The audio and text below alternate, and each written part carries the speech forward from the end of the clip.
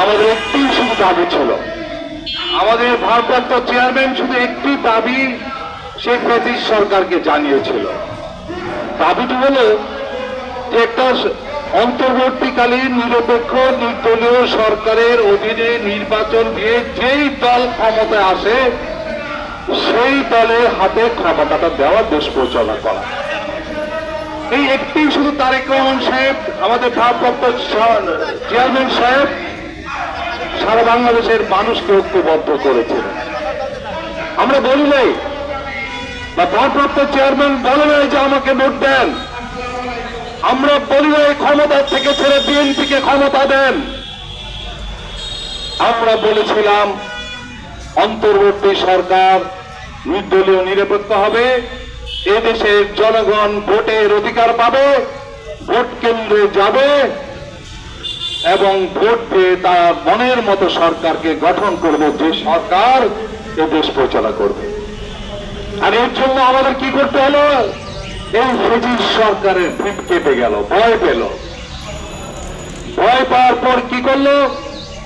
আপনাকে, আমাকে, আমার ছেলেকে, আমার মেয়েকে, আমার স্ত্রীকে, আমার বাবাকে, আমার মাকে তারা নির্যাতন শুরু করলো।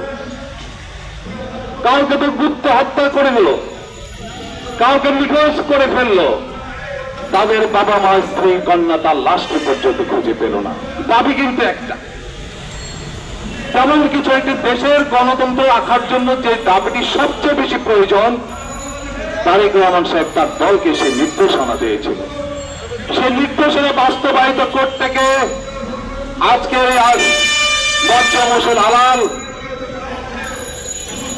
আব্দুল সালাম আজাদ এবং আমরা জেলে বন্দী হলাম। 18 বছর এদেশের পুরো দেশকে তারা জেলে বন্দী করে ফেলল। সেই তার বিরুদ্ধে কথা বলেছে, ব্রিটিশ সরকারের বিরুদ্ধে, তাকে ওই রাতের অন্ধকারে গুম করে ফেলা হয়েছে। এবং এই দীর্ঘ 17 বছর আমরা সেই কষ্ট, ধৈর্য, নির্যাতন সহ্য করে যখন দেশ একটি অগ্নিস্ফুলঙ্গের মধ্যে পড়ে গিয়েছিল, সেই সময়ে এদেশে কোটা আন্দোলনে, ছাত্রদের আন্দোলন সেদিন দানা বেঁধে ওঠে এবং দেশে একটি বিস্ফোরণ ঘটেছিল।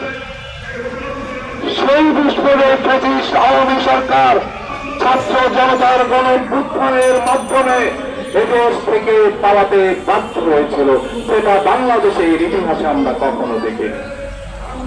এই শেখ হাসিনা দোষরা, দুঃখের বিষয়, কষ্টের বিষয় আমাদেরই হাতে গড়া এই দেশে সেই গণতন্ত্রের যোজনা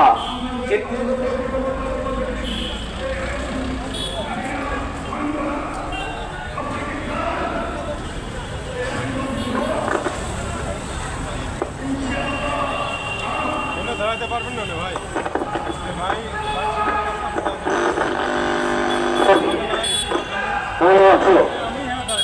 বন্ধুরা, এই ব্রিটিশ সরকার পলায় যাওয়ার সাথে সাথে শেখ হাসিনার দোষর যারা ছিল, শেখ হাসিনার মন্ত্রিসভা যারা ছিল, শেখ হাসিনার এমপি যারা ছিল, তারাও রাতে রাতে পালিয়ে গেলেন।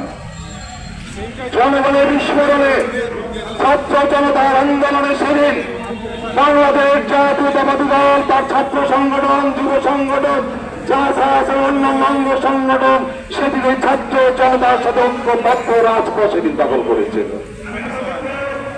নির্যাতন শেষ হয়নি তখন।